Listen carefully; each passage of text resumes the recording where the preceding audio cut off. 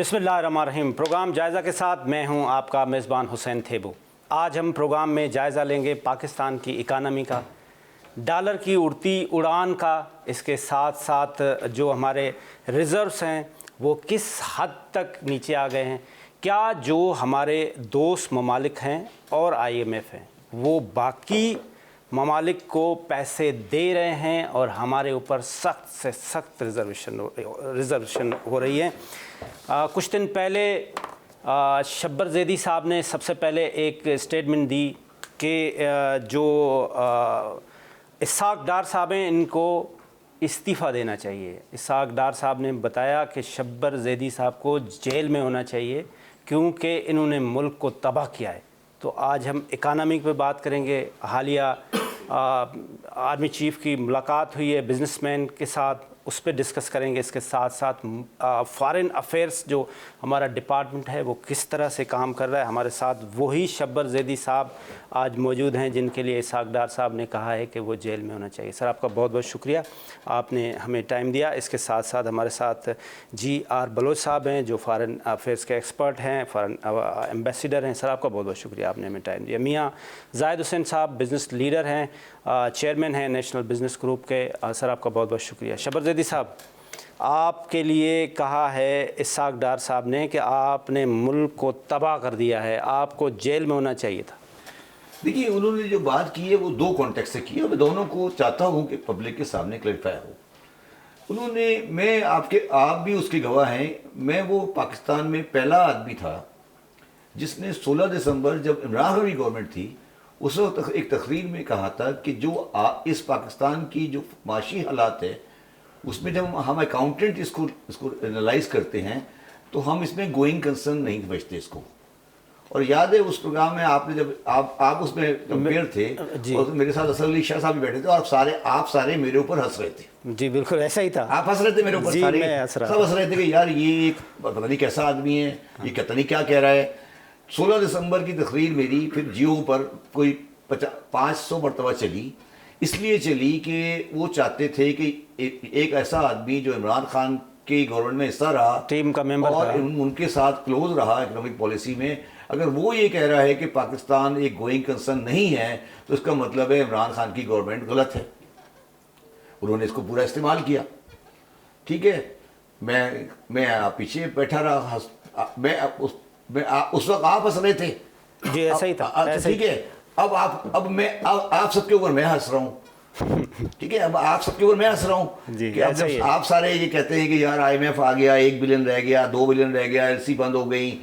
मेरे 21 दिसंबर 2021 के बयान के बाद पाकिस्तान के हर बंदे ने आज ये कहा कि पाकिस्तान डिफॉल्ट की तरफ जा रहा है, IMF प्रोग्राम नहीं आया या नहीं आया। अब मेरा मसला ये है कि मैं थोड़ा बहुत पढ़ लेता हूँ, मुझे अल्लाह ताला ने सलाहियत दी है कि मैं पढ़ लूँ। तो मैंने उस वक्त भी कहा था, मैं आज भी कह रहा हूँ कि पाकिस्तान का जो करंट अकाउंट है, जिसको कहते हैं जो डॉलर अकाउंट है, वो किसी भी हाल में पाकिस्तान को गोइंग कंसर्न नहीं बना रहा है। हम इतने डॉलर नहीं अवेलेबल कर पा रहे हैं जिनसे हम अपना ज़रूरियात पूरी कर सकें और जिनसे हम अपने कर्ज़ों को अदा कर सकें। ये बिल्कुल वाज़े पोजीशन है, इसमें मुझे कोई डिस्प्यूट नहीं है। और अगर कोई बंदा इस पर डिस्प्यूट करता है तो या तो उसको अकाउंटिंग नहीं आती या फिर वो मुनाफिक है, मतलब वो चीज़ को नज़र आ रहा है, वो कहना नहीं चाहता। और मैं पाकिस्तान का कोई दुश्मन नहीं हूँ। अगर किसी बिजनेस में, किसी मुल्क में, किसी सॉवरेन में कोई गलती है, कोई प्रॉब्लम आ रही है तो उसको एंटीसिपेट करके विजन दे के उसको आगे सही करना बेहतर होता है, ना कि जब वो तूफ़ान सर पे खड़ा हो जाए उसके बाद आप कहना शुरू करें कि ये गलत है। जब मैंने कहा, इमरान खान ने मुझे पर्सनली कहा कि यार शब्बर तुमने मेरे बात की, मैंने कहा सर मैं आपका साथ हूँ, पहले भी साथ था, आज भी साथ हूँ, मगर हालात यही हैं। फिर मिफ्ता साहब आ गए, उन्होंने कहा जी इन्होंने डिफ़ॉल्ट कर दिया, वो डिफ़ॉल्ट हो गया। फिर डार साहब आ गए, जी मिफ्ता साहब ने गलती कर दी। मगर मेरे लिए ये शख्सियात इररिलेवेंट हैं, मतलब मेरे लिए वज़ीर ख़ज़ाना इररिलेवेंट है और मैं बड़ी बात नहीं करता। मेरी कोई बात आज तक पाकिस्तान इकनॉमी के बारे में गलत साबित नहीं हुई है। ये मैं नहीं कह रहा कि मेरे पास कोई डिवाइन पावर है, मगर मैं सिंपल 1 और 1 2 और 2 4 पे बिलीव करता हूँ। तो मैंने ये बात की। अच्छा, डार साहब ने का कहना ये, मैं उनकी बात को पॉजिटिव जवाब दे रहा हूँ। उनका ख्याल है कि शब्बर साहब ने ये कहानी शुरू की कि पाकिस्तान डिफॉल्ट में जा रहा है, इसलिए पाकिस्तान तबाह हो गया। जी, वो बेचारे वो सही कह रहे हैं, वो बेचारे ठीक कह रहे हैं। मैं उनकी बात को एक्सेप्ट करता हूँ कि पाकिस्तान की तबाही में मेरा हाथ है, इसलिए हाथ है कि मैंने ये पहली दफा कहा था कि यार ये कंट्री दिवालिया होने जा रहा है। मैंने ये मेरे प्रोग्राम में आपने कहा नहीं, ये गलती मैं एडमिट कर रहा हूँ, ये गलती मैं एडमिट कर रहा हूँ। हाँ, मैंने कहा था, मगर आप बता दें कि अगर दिवालिया होने जा रहा है और मैं नहीं कहूँ दिवालिया होने जा रहा है, तो क्या ये खिदमत है और ये खिदमत या नहीं खिदमत है? तो इन्हीं बातों पे ऊपर आपको जो है, आप सच बोल रहे हैं। आप जबकि उस वक्त भी जब आप इमरान खान की हुकूमत से बाहर आए थे, फिर भी इमरान खान के साथ इन टच थे, बी टीम थे, आज भी। उसके बावजूद भी आपने कहा था कि ये सब कुछ सही नहीं। तो शब्बर ज़ैदी साहब, इसलिए आपको डार साहब जेल में डाल रहे हैं। जेल की बात नहीं, जेल पे इस बारे में नहीं डाल रहे हैं। अच्छा, जेल में वो दूसरे इल्जाम में डाल रहे हैं। जेल पे मुझे इस इल्जाम में डाल रहे हैं कि जाहिद बैठा है ना, मेरा बहुत पुराना दोस्त है जी। अच्छा, ये बेचारा बिजनेसमैन, सारी जिंदगी इसने बिजनेसमैनों के हक में अपनी की है। जी बिल्कुल। मेरे साथ ये मिनिस्टर भी रह चुका है केयर टेकर में 2013 में, वैसा ही है। ठीक है। तो ये इनका सबसे बड़ा मसला होता है रिफंड, जो शिजा ने बात की थी। हाँ, जो इनका मसला होता है रिफंड। अब डार साहब का इल्जाम ये है कि मैंने रिफंड दे दिए। नहीं, ये सुनो ना बात, मैंने रिफंड दे दिए। ख्वाजा आसिफ की बेटी ने भी आपके ऊपर, बेसी बेटी नहीं, भांजी, उसने कहा मैंने रिफंड दे दिए इसलिए मुझे जेल जाना चाहिए, मैंने रिफंड दे दिए इसलिए मुझे जेल जाना चाहिए। ठीक है। तो वो ये कह रहा है कि रिफंड तो एफबीआई चेयरमैन दे दे, उसको जेल जाना चाहिए। फेयर इनफ, ये भी ठीक बात कर रहा है वो, कि जो बंदा रिफंड दे दे उसको जेल जाना और चाहिए। ये सीक्रेट डिस्क्लोज करना राइट है किसी अच्छा, अब आ जाए। अब शिजा फातिमा ख्वाजा नानौन खातून का, वो ख्वाजा आसिफ की भांजी हैं, उन्होंने एक सवाल रेज किया अपने उसमें असेंबली के सेशन। अच्छा, मुझे आज तक ये सवाल आज तक समझ नहीं आया कि वो सवाल गया कहाँ, अभी तक असेंबली में आया क्यों नहीं, आया ही नहीं अभी तक। आए, लाए ना सवाल लाए, ठीक है, अच्छा छोड़ दे, मुझे कंसर्न नहीं है। उसके बाद क्या हुआ कि मैंने उस सवाल में लिखा हुआ है कि ये रिफंड दिए शब्बर साहब ने अपने क्लाइंट्स को, ठीक है, और क्लाइंट के नाम भी लिखे हुए हैं, हबीब बैंक, जो भी नाम लिखा है, एमसीबी, स्टैंडर्ड चार्टर्ड बैंक, ये। अच्छा, वो फैक्ट भी गलत है, वो अलग बात है। शिजा फातिमा ख्वाजा कोई राइट नहीं रखती, मेरे खिलाफ तो राइट रखती हैं, हबीब बैंक के खिलाफ राइट नहीं रखती कि हबीब बैंक का नाम बताएं कि उसको रिफंड मिला है। और सेक्शन 214 और सेक्शन के हिसाब से अगर ये बात साबित हो जाती है कि उन्होंने किसी की कॉन्फिडेंशियल इंफॉर्मेशन यूज की, तो वो डिस्क्वालीफाई हो जाएंगे। नहीं, पहले और सुने, हाँ। और फाइनेंस मिनिस्टर साहब ने, अगर ये पता लग गया कि फाइनेंस मिनिस्टर साहब ने किसी से वो इंफॉर्मेशन ली है, तो under the decision which recent decision of Qazi Faez साहब, फाइनेंस मिनिस्टर साहब के लिए फिर एक क्रिमिनल केस बन जाएगा, और फिर उनकी जगह वो होगी जहां वो मेरे बारे में बात कर रहे हैं। एक सवाल का, आम आदमी को जो सवाल है कि ये जो रिफंड है, ये रिफंड तो रूटीन मैटर है ना, ये तो लीगली भी है। तीसरा सवाल है। अच्छा, तो इसमें गुनाह वाली बात आम जैसे तीसरा सवाल आम आदमी के तीसरा सवाल ये है कि जो लोग मुझे जानते हैं, मैं जब एफबीआर गया तो मैंने कभी जिंदगी में, पहली बात तो रिफंड इशू करना चेयरमैन एफबीआर की पावर में ही नहीं है, ठीक है, ठीक है। और दूसरी बात, जब मैं चेयरमैन एफबीआर बन के गया तो मैंने कभी जिंदगी में, जाहिद भी शायद जानता होगा, मैंने कभी किसी एफबीआर के अफसर से अकेले में बात नहीं की। मुझे पता था कि इनका ये लोग किस तरह बाद में रिएक्ट करते हैं, तो वो भी, तो मैंने जितने भी डिसीजन लिए वो मैंने जर्नल मीटिंग्स में लिए कि यार आप रिफंड जिसको बनते हैं उसको दे दो।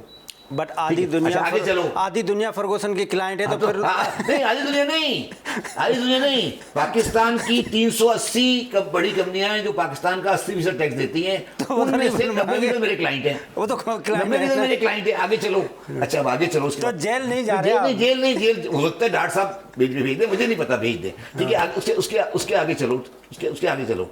तीसरी बात जो है वो ये है कि ये जो सारे जिनकी वो इसकी रिफंड्स की बात कर रहे हैं, सारे ये रिफंड्स दिए, मेरा सवाल इस पे ये है कि मैंने, जब मैं चेयरमैन एफबीआर बना, मैं इस मुल्क को अच्छे से जानता था, और मुझे ये पता था कि ये जब मैं हट जाऊंगा ना, मेरे खिलाफ ये चार्जेस लेंगे, क्योंकि मैं ब्यूरोक्रेसी का आदमी नहीं हूँ।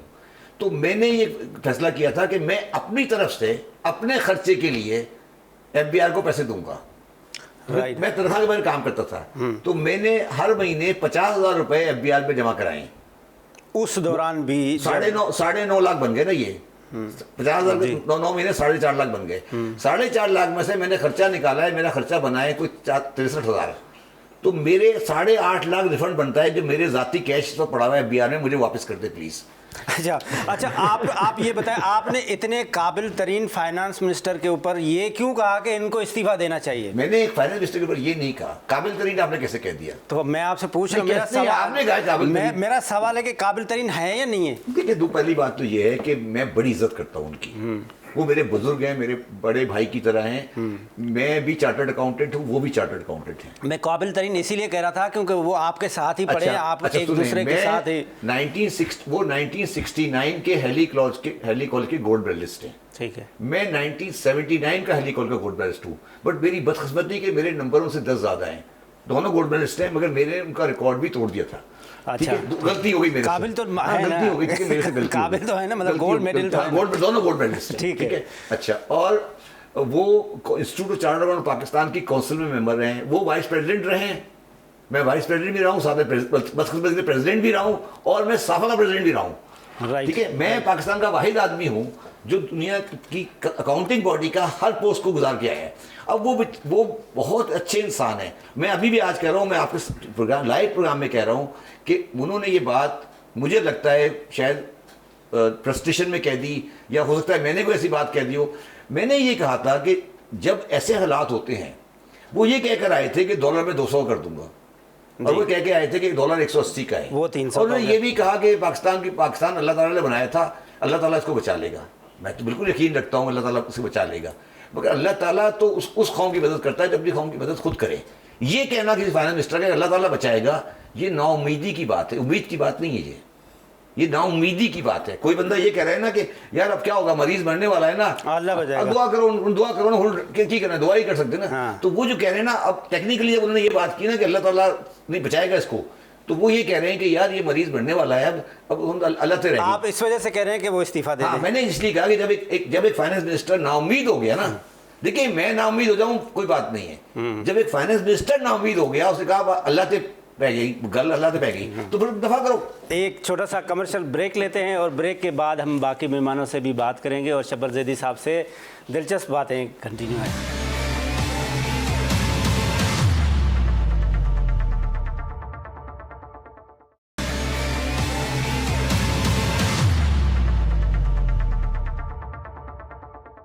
वेलकम बैक नाजरीन, हमारी गुफ्तगू जारी है। शब्बर ज़ैदी साहब से हमने तफसीलन इकानमी के ऊपर बात की। अब हम देखेंगे कि फ़ॉरेन ऑफिस जो हमारे बिलावल भुट्टो ज़रदारी साहब है, बहुत एक्टिव हैं, दुनिया के बहुत सारे ममालिक के दौरे कर रहे हैं, रिज़ल्ट क्यों नहीं आ रहा?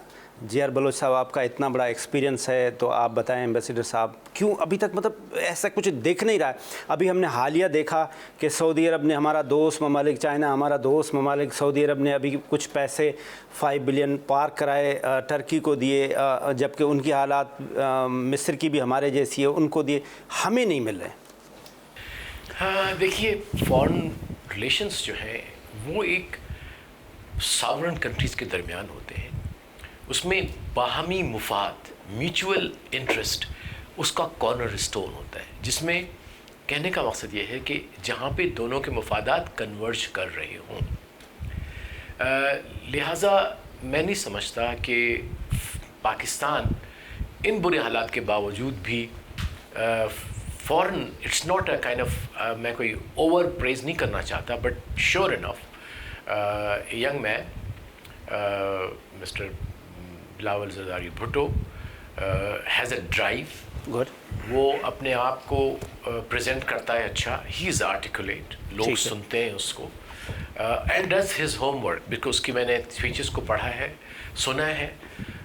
वो ऑफ द कफ नहीं करते, वो अपना कॉन्टेक्स्ट लेते। और सबसे जो अच्छी चीज़ जो मुझे इनपुट मिला, जब मैं अभी रिसेंटली गया हुआ था फॉरेन ऑफिस पुराने दोस्तों से मिलने के लिए काफ़ी सालों के बाद, कि वो प्रोफेशनल से इनपुट लेते हैं। ठीक, जो प्रोफेशनल है। देखिए, इस वक्त हमारी जो फॉरेन पॉलिसी है उसकी ज़रूरत ही यही है कि जितने भी हमारे टेक्निकल इनपुट्स हैं वो साथ लेके फॉरेन मिनिस्टर उसको प्रोजेक्ट करे। अगर हम विम्सिकल चलेंगे, एक अपनी ज़ात को प्रोजेक्ट करने के लिए उस ग्रुप के लीडर बनेंगे अपनी साइज से बढ़ के, तो आपको फिर वापस जो हम ज़ुबान में कहते हैं मुंह की खानी पड़ती है। सही। और खानी पड़ी कि आपने कहा हम मलेशिया जाएंगे, हम जनाब एक ग्रुप बनाएंगे, हाँ, नया वहाँ से OIC नया बनाएंगे, आपको पता लगा नहीं ये गलत है। सो मेरा ख्याल है वो जो फेस था उससे थोड़ा हटके रियलिस्टिक, प्रैग्मेटिक और जो पाकिस्तान का पोटेंशियल है उसके मुताबिक फॉरेन अगर मैं कंक्लूड करूं तो आप ये कहना चाह रहे हैं कि इमरान खान ने फॉरेन अफेयर्स का बेड़ा गर्क कर दिया, कभी मलेशिया चले गए तो कभी रशिया चले गए तो कभी no to America, am I right? नहीं, आप कह रहे हो, मैंने नहीं ये कहा। अच्छा आप क्या कह रहे हैं? मैं ये कह रहा हूँ कि what a brand Imran Khan was. Okay, अगर मैं फॉरेन ऑफिस में बैठा होता, मैं कहता सर आपका सिर्फ हम ब्रांड बेचेंगे, आप खामोशी से ब्रांड को बेचने वाले बेचते हैं। आई सी। तो असल में ये should have left it to them. Shah Mahmood का फेल्यूर बता रहे हैं आप? कह सकते हैं, कह सकते हैं। तो मैं तो उसको ऐसा बेचता, अगर मैं फॉरेन ऑफिस में होता, मैं कहता देखो हमारा फॉरेन प्राइम मिनिस्टर देखो। अब अगर आप टेक्निकल इनपुट के बगैर, टेक्स्ट के बगैर, दुनिया बहुत कॉम्प्लिकेटेड है थे वो साहब, it's not that simple as we see. वो ज़माने चले गए, दुनिया बटी हुई थी, एक ईस्ट कैंप वेस्ट कैंप, उसमें अब मल्टीपल सेंटर्स ऑफ पावर है और उन सेंटर्स ऑफ पावर के अंदर भी बजाते खुद बहुत सारे पावर्स हैं। आपके सोशल मीडिया इन्फ्लुएंसर्स हैं, ओपिनियन मेकर्स हैं, आपकी टेक्नोलॉजी, अब तो आईए भी एक स्टेक होल्डर बन गया है, आर्टिफिशियल एआई भी मैं आपके पास वापस आता हूँ, यहीं से आपसे हम कंटिन्यू करेंगे कि फिर आगे क्या होने वाला है। मियाँ साहब, आप बिज़नेस लीडर हैं, मुलाकातें आपकी भी मुख्तलिफ़ जगहों पे होती रहती है। जब आप लास्ट भी आर्मी चीफ़ के मुलाकात में थे तो वहाँ शब्बर जैदी साहब की भी कोई बात हुई थी। अभी हालिया क्या बात हुई? ये बिज़नेसमैन क्यों इतने ज़्यादा परेशान हैं? LCs की क्या स्टेटस है? इंपोर्ट एक्सपोर्ट कहाँ है? देखिए, बात यह है कि इस वक्त जो पाकिस्तान की सिचुएशन है, जो गुज़िश्ता 4-5 महीने से स्पेशली चल रही है, जब से इसाक डार साहब आए हैं, तो बिज़नेस कम्युनिटी की जो होप्स हैं वो बड़ी हाई थी और बिज़नेस कम्युनिटी ये समझ रही थी कि इसाक डार साहब एक पुराने आदमी हैं, तजर्बाकार और मंझे हुए आदमी हैं, और उन्होंने ख़ुद भी कहा था कि मैं डॉलर को 180 रुपये पे लेके आऊँगा, फिर ये कि मुझे IMF के साथ डील करने का बड़ा एक्सपीरियंस है। तो पाकिस्तानी सारे के सारे जो हैं, और ख़ास तौर पर बिज़नेस कम्युनिटी समझ रहे थे कि ये एक अच्छा आगाज़ होगा और हम सब ने उसका वेलकम किया था। लेकिन बदकिस्मती से वो जो मामलात हैं वो काफ़ी, शायद इसाक डार साहब को उसका इल्म नहीं था, तो मामलात काफ़ी ख़राब थे और उसकी वजह से अब आप देख लें कि डॉलर क्या 200 पे या 180 पे आना था, उसके बजाय अब डॉलर जो है वो 280 पे चला गया, 300 पे चला गया। तो अब 300 पे जाने वाला है और हम तो समझते हैं कि शायद 325 पे भी चला जाए। जी सर। लेकिन अब बात यह है कि ये सारी जो सिचुएशन है, तो इसमें बिज़नेस कम्युनिटी के अपने कंसर्न हैं, परेशानी है। उन्होंने अपनी LCs माल मंगाए हुए हैं या रॉ मटेरियल मंगाए हुए हैं या कमर्शियल इंपोर्टर्स हैं। कोई 4000 कंटेनर जो हैं वो पोर्ट के ऊपर पड़े हुए हैं, बाद $5 बिलियन का सामान पड़ा हुआ है और वो क्लियर नहीं हो रहा। और मज़ीद फ्यूचर की जो भी इंपोर्ट्स हैं उसके लिए भी मामला जो हैं वो बड़े इस वक्त मुश्किल में हैं। तो ये सारी सिचुएशन है। फिर ये कि हमारी एक्सपोर्ट्स जो हैं वो कम हो रही हैं, फॉरेन रेमिटेंस जो हमारी आती है वो कम हो रही है, तो उसकी वजह से ओवरऑल जो कंट्री की सिचुएशन है वो काफ़ी परेशान कुन है। तो बिज़नेस कम्युनिटी ये समझती थी कि भाई हमें कोई ना कोई जाके डिस्कस करना चाहिए कि ताकि सिचुएशन कोई क्लियर हो। तो वो आर्मी चीफ़ के साथ जो मुलाकात हुई है हमारे कुछ दोस्तों की, तो उसमें आर्मी चीफ़ ने साथ में इसाक डार साहब भी थे, तो वो सारी जो उन्होंने वही प्रेजेंटेशन दी जो वो इसाक डार साहब का व्यू है और वर्जन है, और जो उनकी रेमेडी है, जो प्रेस्क्रिप्शन है, तो वो उन्होंने बताई सारी। तो उस प्रेस्क्रिप्शन के ऊपर पहले तो इसाक डार साहब तो ठीक है अवेलेबल है ही, लेकिन अब आर्मी चीफ़ के साथ बैठ के भी वही चीज़ जो सामने आई है। तो बहरहाल एक बिज़नेस कम्युनिटी तो आपको पता है कि पाकिस्तान प्रो पाकिस्तानी है और पाकिस्तान के साथ ही चलना है हमने, और पाकिस्तान ही हमारी उम्मीदों का सहारा है। तो हमें सही है, बिल्कुल यकीन है कि जो कुछ हो रहा है, हेल्म ऑफ अफेयर जिस तरीके से मेंटेन हो रहे हैं या चलाए जा रहे हैं, इंशाल्लाह बेहतर सूरत हाल हो जाएगी।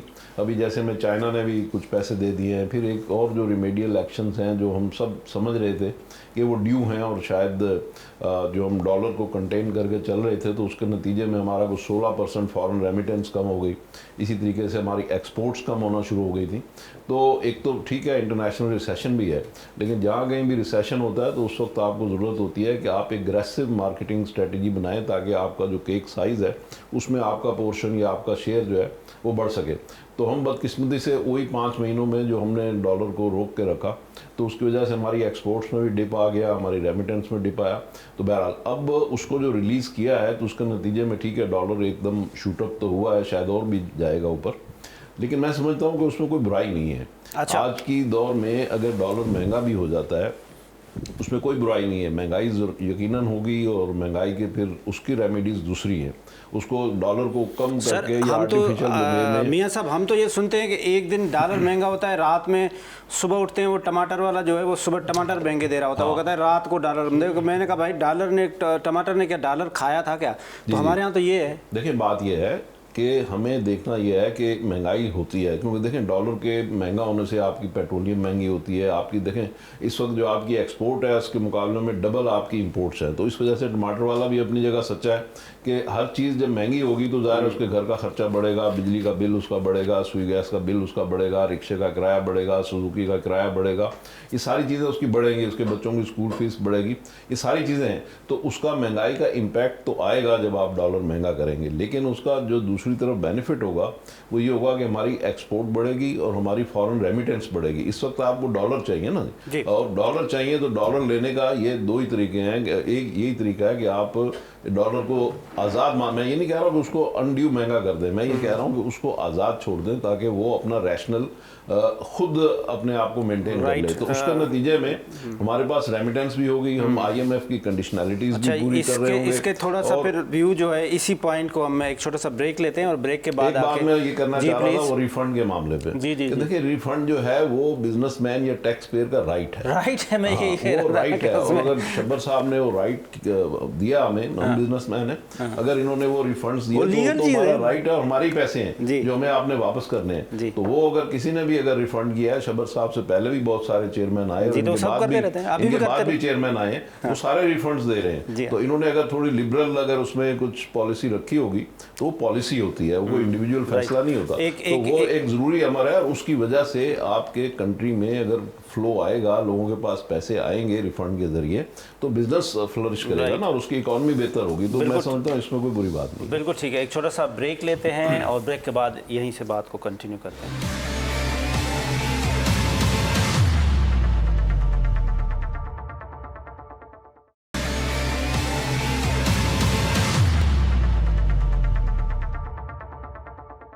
जी वेलकम बैक। हमारे साथ स्टूडियो में मौजूद हैं शब्बर ज़ैदी साहब, जिनके साथ हम मईशत के ऊपर बात कर रहे हैं। JR बलोच साहब हैं, इसके साथ साथ मियां जाहिद साहब हैं। सर शब्बर ज़ैदी साहब, ये IMF बाकी जो बाहर ममालिक के जो हमारे दोस्त, उनके अंदर ये एक किस्म का मिसट्रस्ट आ गया है गवर्नमेंट के। हमारी इत्तला ये है कि IMF को जो मिनिस्ट्री ऑफ फाइनेंस जो टर्म्स एंड कंडीशंस, जो MOU, जो टर्म्स उनको भेजते हैं, वो वापस पाकिस्तान में लोगों को भेजते हैं कि भाई ये पाकिस्तानी क्या कह रहे हैं। और हमारी इत्तला ये है कि वो शब्बर ज़ैदी साहब को भी भेजते हैं।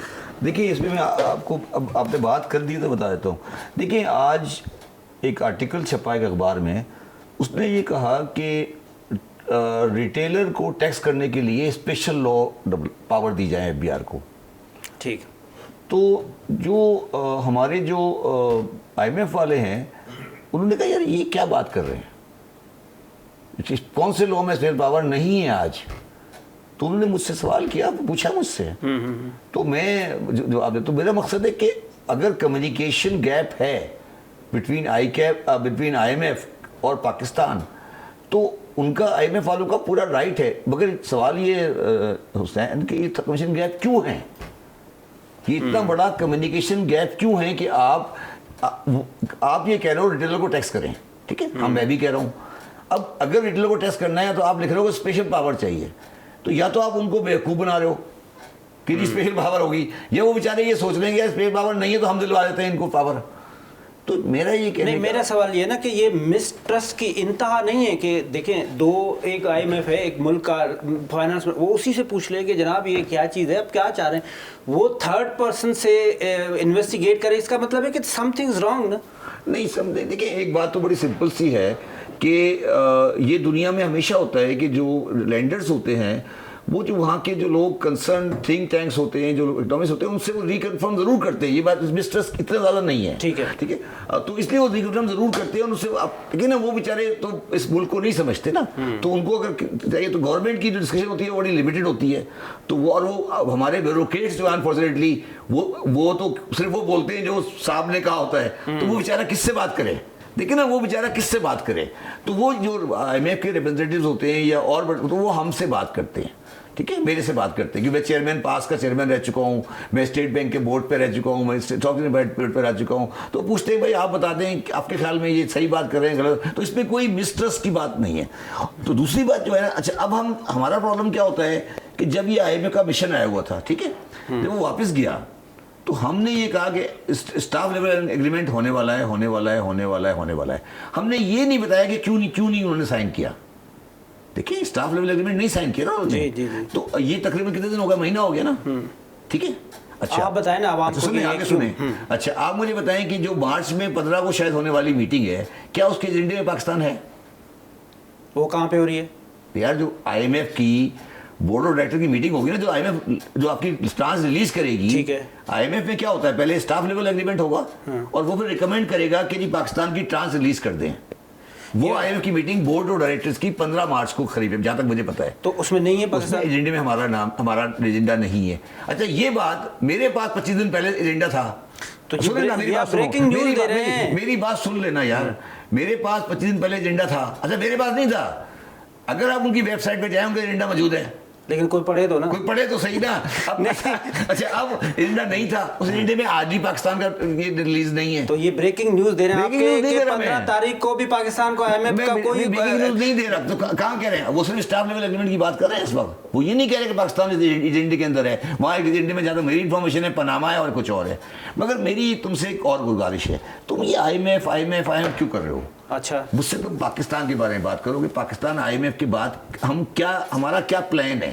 अच्छा मैं वो भी सवाल का मियां साहब वाला सवाल का जवाब भी दे दे। यहाँ पे लोगों की परसेप्शन ये भी है कि भाई डॉलर बढ़ने से कोई मसला नहीं है, डॉलर अगर 600 का भी चला जाए तो कोई इशू नहीं है। लोग कुछ मुबसरीन कहते हैं नहीं डॉलर तो बिल्कुल फ्रीज होना चाहिए, उसको कम होना चाहिए। तो ये क्या थ्योरी है? नहीं देखिए दुनिया की सबसे ज्यादा लोएस्ट करेंसी तो दुनिया में जापान की है, ठीक है। तो हाँ ये बात तो सबसे 2000 पता नहीं येन का होता था 1 रुपए। तो किसी करेंसी की वैल्यू वो उस इकोनॉमी को स्ट्रेंथ डिटरमिन नहीं करती। अगर उसमें बंदे की अगर मैं 5 करोड़ यन कमा रहा हूँ तो मुझे क्या फर्क पड़ता है डॉलर के। तो करेंसी की वैल्यू किसी इकोनॉमी की स्ट्रेंथ डिटरमिन नहीं करती, ठीक है। ईरान की करेंसी देख लें, अभी मैं इराक से आ रहा हूँ, इराक में करेंसी की वैल्यू बहुत लो है, उनके रिजर्व 106 बिलियन डॉलर है। तो ये डॉलर का रेट क्या होना चाहिए बड़ा सब्जेक्टिव डिस्कशन है।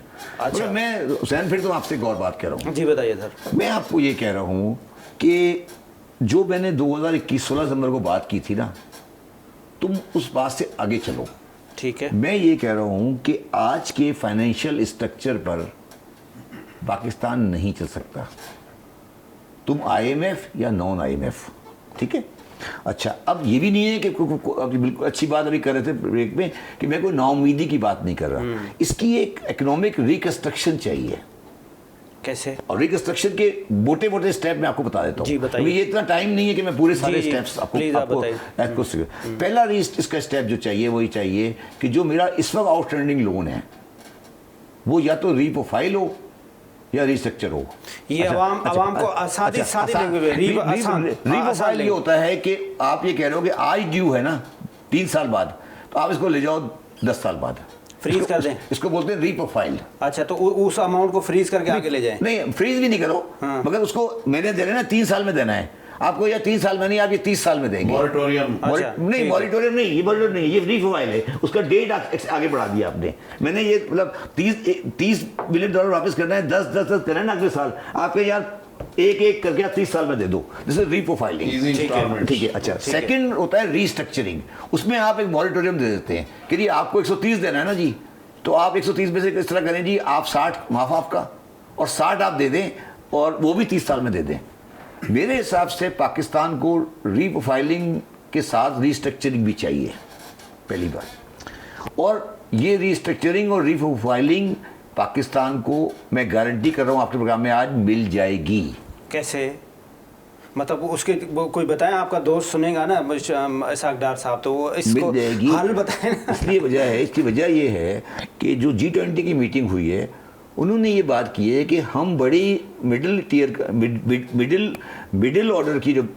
टियर की बड़े कंट्रीज़ हैं, अर्जेंटीना हैं, पाकिस्तान हैं, जो कि छोटे कंट्री नहीं है, बड़े कंट्रीज़ हैं उन, और वो मिडिल टियर में हैं, उनका जो डेट क्राइसिस है, वर्ल्ड इकोनॉमी ये अफोर्ड नहीं कर सकती कि वो डेट क्राइसिस की वजह से अब मजीद प्रॉब्लम में आए। जो मीटिंग बेंगलोर में हुई थी, उसमें फैसला हो चुका है ये बात कि इनको हमें डेट क्राइसिस से निकालना है। उन्होंने ये बात पब्लिकली कह दी है, उसका पैराग्राफ नंबर 9 में लिखी है। पाकिस्तान को क्या करना चाहिए?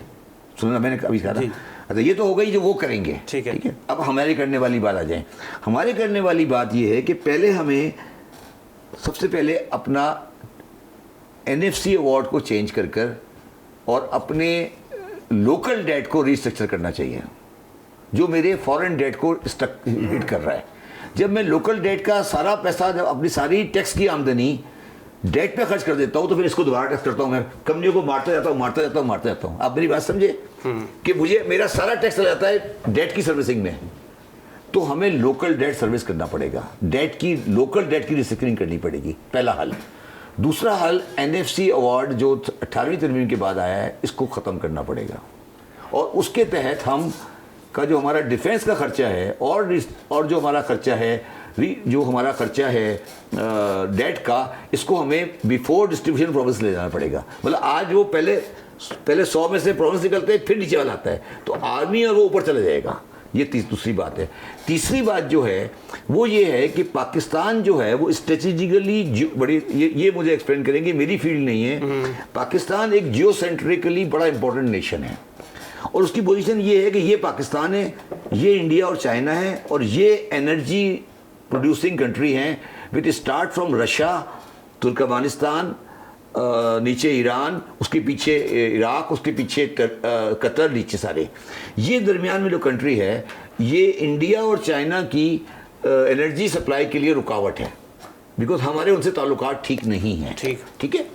तो जो जियोसेंट्रिक पोजीशन हम अपने इनको ख़राब करने के लिए इस्तेमाल करते रहे हैं, उस जियोसेंट्रिक पोजीशन को हमें अपने इनको प्रोवाइड करके अपनी फाइनेंशियल स्टेबिलिटी को लेना है। ये बात भी एग्रीड है। ये मेरी बात आज लिख रहा हूँ, पता नहीं मैं जिंदा रहूँ या नहीं रहूँ, या 5-6 साल बाद देख लेंगे कि जो इंडिया चाइना की जो पाइप, देखिए पूरी दुनिया चल रही है इस वक्त गैस और पेट्रोल की पाइपलाइन के ऊपर। इस वक्त यूक्रेन में जंग चल रही है, ठीक है, मगर जर्मनी की तमाम पावर चल रहे हैं रशियन ऑयल के ऊपर, चल रहे हैं ना। अच्छा, इसी तरह तुर्कमेनिस्तान, ईरान, कतर, ऊपर रशिया, ये सारी पाइपलाइनें वाया पाकिस्तान आएंगी, ठीक है। और वो उसकी कंसिडरेशन में मुझे 2 फायदे होंगे। एक तो मुझे एनर्जी मिलेगी, तीसरा जो हमारा अगला जो स्टेप है हमारा, हम पाकिस्तान को इकोनॉमिकली 2 जोन में डिवाइड करेंगे, एक जोन ए और एक जोन बी। अच्छा, जोन ए जो होगा उसका कॉन्सेप्ट होगा to have a import based economics zone of Pakistan.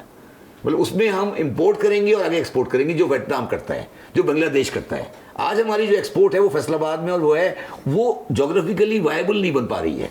वो आप कराची लाएंगे? कराची या ऑल साउथ हम लाएंगे, क्योंकि वो हमें कराची लाएंगे नहीं, वो तो अपना काम करते रहेंगे, बट आई एम सेइंग हमें जो एक्सपोर्ट का जो इंसेंटिव देना है वो हमें जोन में करेंगे। उस जोन के 2 कमर्शियल कैपिटल होंगे, एक कमर्शियल कैपिटल होगा कराची, एक कमर्शियल कैपिटल होगा लाहौर, और ये पाकिस्तान रिस्ट्रक्चर होगा इकोनॉमिक जोन में, ठीक है। और जब आप ये सारी चीज़ें कर लेंगे तो ये सारा पाकिस्तान का रिस्ट्रक्चर आके सामने आ जाएगा। और ये चीज़ दुआ आप ये करें कि ये लोग हमारे, अच्छा आखिरी बात, सॉरी, और ये सारी जो इकोनॉमिक रिस्ट्रक्चरिंग है ये एक आदमी करेगा जिसका नाम होगा डिप्टी चेयरमैन प्लानिंग कमीशन। और वो कौन होगा? नहीं, सुने बात, और वो जो आदमी होगा वो जिस तरह स्टेट बैंक की टर्म पोस्ट है वो 6 साल के लिए आएगा, और वो तमाम पार्टीज का और तमाम स्टेक होल्डर्स का एग्रीड आदमी होगा। जिस तरह ये आप खबर दे रहे हैं? खबर दे रहा हूँ, नहीं खबर नहीं दे रहा, ये बता रहा हूँ आपको मैं। अच्छा, ये कोई इसमें गलत बात, गैर सियासी बात नहीं कर रहा। इंडिया में मनमोहन सिंह या मोंटेक सिंह आलोवालिया, वो डिप्टी चेयरमैन प्लानिंग कमीशन होता है। ये नहीं हो सकता कि एक फाइनेंस मिनिस्टर आए कि प्लान यहाँ लगा दो, दूसरा आए कि नहीं यहाँ लगा दो। एक पाकिस्तान की इकोनॉमिक प्लानिंग दोबारा शुरू होगी जो 1970 में ख़त्म हो गई थी, ठीक है।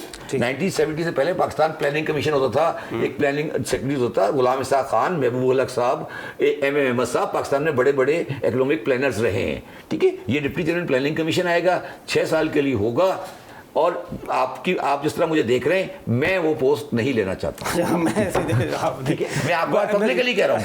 एम्बेसडर साहब, ये बताएं, जिस तरह से सर ने बताया कि हमारी जो जियो स्ट्रेटेजिक पोजीशन है, सेंट्रिक, वो हमारी पाकिस्तान की कितनी इम्पोर्टेंट है हमारी, अगर देखा जाए दुनिया में। नो डाउट है, बल्कि देखिए कि हम आज़ादी के बाद जो पहले हमारे 10 साल थे 1948 to 58, that is called the lost decade. लेकिन उसके बाद 1958 के बाद एक कॉन्शियसनेस आई हमारी लीडरशिप में, और उसमें आई थिंक जो उस वक़्त थी leadership, mostly military leadership, Ayub Khan, I think उन्होंने इसको कैप्चर किया इस आइडिया को कि हमारी जो जियो स्ट्रेटेजिक लोकेशन है उसको इस्तेमाल किया जाए टू इन्हेंस आवर सिक्योरिटी। लेकिन ये एक कदम और भी पीछे है। इससे अगला कदम ये होता है कि आप अपनी जियो स्ट्रेटेजिक लोकेशन को अपनी जियो इकोनॉमिक प्रॉस्पेरिटी के लिए इस्तेमाल करें। तो मैं समझता हूँ कि पाकिस्तान में there is no doubt, I entirely agree with him and we have been discussing this. Foreign office में मैं आपको रिकॉल कराऊँ कि इन 1992 एक नया डायरेक्टरेट बनाया गया, and I had the privilege of being the first director, that was called economic coordination. उसमें ये था कि किस तरह से हम इकोनॉमिक डिप्लोमेसी करेंगे। तो उसमें ये तमाम चीज़ें जो हैं वो डिस्कस हुई थी कि पाकिस्तान को लामहला उसकी जोग्राफिकल जो लोकेशन है वो अपनी प्रॉस्पेरिटी के लिए, अपनी इकोनॉमी के लिए, और economy of the region and economy of the world के लिए करना है इस्तेमाल। हमने महदूद लड़ाइयाँ नहीं लड़नी, और इस जियो स्ट्रेटेजिक लोकेशन को सिर्फ सिक्योरिटी स्टेट बनाने के लिए it was a wrong idea, it was a wrong medicine. आपने लोकेशन को सही इस्तेमाल नहीं किया। क्या किया अयूब खान ने कि वेस्ट पैसा जो आया, जब बड़ी ज़बरदस्त किस्म की वो बना ली, हमने वेपन्स ले लिए, और 1965 में हमने कहा कि हम इतने मजबूत हो गए कि we can go for a war. तो वो मेरे ख्याल है अब वो सोच तकरीबन तब्दील हो चुकी है। तमाम जितने भी हमारे मराकज़ हैं डिसीजन मेकिंग के इंस्टीट्यूशंस हैं, उसमें इस बात पे हमें तकरीबन एग्रीमेंट है कि पाकिस्तान को अब जियो स्ट्रेटेजिक से भी हटके जियो इकोनॉमिक पर्सपेक्टिव देना पड़ेगा हमारी फॉरेन ऑफिस को, फॉरेन पॉलिसी को। लेकिन उसके लिए मसला ये है कि अब दुनिया फिर एक और चक्कर में फंस गई है। एक नई कोल्ड वॉर ने सर उठा लिया है यूक्रेन वॉर के बाद। अब उसकी वजह से जो हम चाहते हैं, जो हमारी एस्पिरेशंस है, वो नहीं हो पा रही। सो मेरे ख्याल है एक डायरेक्शन हो गई है। इन्होंने जिस तरह जोन की बात की, एक बहुत अहम हिस्सा भूल गए। आप जनाब अगर जोन बनाना है, मरकज़ बनाना है, गवादर को बनाइए। Next capital, development capital of Pakistan is going to be in Gwadar and should be there, जहां से आप, और Pakistan can become a global transit station for the oil and the fuel. मियां साहब, क्या समझते हैं आप इस वक्त पाकिस्तान के अंदर कितना पोटेंशियल है, और हमारे कौन कौन से ऐसे एवेन्यूज़ हैं जो हम यूटिलाइज नहीं कर पा रहे हैं, जिसकी वजह से ये आज हमारे इकानमी की ये सिचुएशन? मैंने माशाल्लाह इतनी गुफ्तगू सुनी, शब्बर की सुनी, एम्बेसडर साहब की सुनी, और मैंने बड़ा मतलब एंजॉय किया और बड़ा मैंने इससे लर्न किया। इससे मुझे एक लाइटर नोट पे एक लतीफ़ा याद आ रहा है। वो ये कि बाप बेटा गए कैंपिंग पे, तो वहाँ शिकार उकार सारा दिन उन्होंने किया, और रात को थक गए तो उन्होंने कैंप वैम्प लगाया, अपना खैमा लगाया और सो गए। आधी रात के बाद जो है ना, वो बाप ने बेटे को उठाया और उसको झंझोड़ा कि बेटा ऊपर देखो। उसने, बेटा पढ़ा लिखा था, उसने ऊपर देखा तो उसने कहा जी ऊपर चाँद हैं, सितारे हैं, एस्ट्रोलॉजी ये वो। उन्होंने कहा बेटा खैमा गायब है।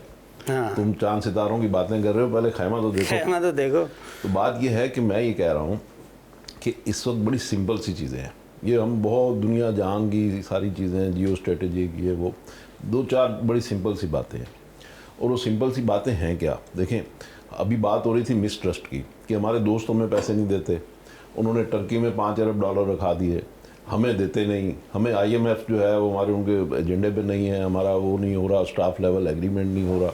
बात यह है कि क्या हमें IMF कहता है कि 600 अरब रुपए की बिजली चोरी करो, या सऊदी अरब कहता है? कौन कहता है? ठीक है, 300 अरब रुपए की हमारे यहाँ बिजली चोरी होती है, 300 अरब रुपए की बिजली लाइन लॉसेज में और वेस्टेज में इधर उधर ज़ाया हो जाती है या बिल रिकवरी नहीं होते। ठीक, तो कौन, क्या टर्की में चोरी होती है बिजली? टर्की को इसलिए पैसे मिल जाते हैं कि उनके इस तरह की चीज़ें, इस तरह की मेहनत नहीं है। अच्छा, तो अब वो सऊदी अरब क्यों में पैसे देगा? उनके जो वज़ीर ख़जाना ने कहा कि जी हम अपने लोगों पे टैक्स लगाते हैं, पैसे इकट्ठे करते हैं, पाकिस्तान भी टैक्स लगाए। आपको पता है हमारे यहाँ 4000 अरब रुपए का टैक्स गैप है, जो इंटरनेशनल स्टैंडर्ड के मुताबिक हम लोग 4000 जो टैक्स पेयर हमारे हैं, हम उन्हीं को निचोड़े चले जा रहे हैं, उनको जूस मशीन में डाल डाल के उनका सत्यानाश हमने कर दिया। ठीक, लेकिन जो मज़ीद हमारा पोटेंशल है, दुनिया के स्टैंडर्ड से हम 4000 अरब रुपए टैक्स कम देते हैं। ठीक है, बिल्कुल सही। बिजली का मैंने आपको बताया, हम तकरीबन 25,000 मेगावाट बिजली बनाते हैं एक दिन में। कितनी? 25,000 एक दिन में, ऑन एन एवरेज। सर्दी गर्मी का डिफरेंस होता है, तो 25,000, और उसमें से 6,000 बिजली का हमें पता नहीं चलता, 6,000 मेगावाट कि वो किधर गई, क्यों किधर गई, या उसके बिल नहीं मिलते, बहुत या लाइन लॉसेज में ज़ाया होता है। आपने ये बहुत इंपॉर्टेंट जो है वो इंडिकेशन की है, और इस पे हमें एक कंप्लीट 10 प्रोग्राम। सेकंड और दे दें, 10 सेकंड और दे दें। अच्छा, आपने अभी मुझसे एग्रीकल्चर की बात की थी ब्रेक में। जी, एग्रीकल्चर की पोजीशन ये है कि हमने पिछले साल 17 अरब डॉलर के एग्रीकल्चरल आइटम इंपोर्ट किए। हम कहते हैं कि हम एक ज़रूरी मुल्क हैं। अब 17 अरब डॉलर के अगर हम एग्रीकल्चरल आइटम इंपोर्ट करते हैं, वो पाकिस्तानी करेंसी में बनते हैं 4000 अरब रुपए।